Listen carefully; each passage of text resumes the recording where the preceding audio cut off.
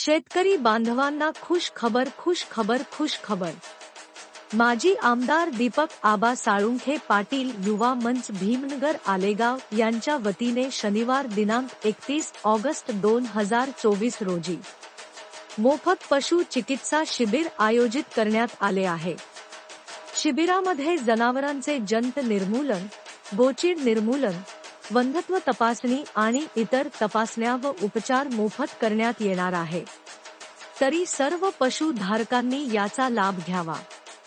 शिबिराचे स्थळ छत्रपती शिवाजी महाराज गार्डन।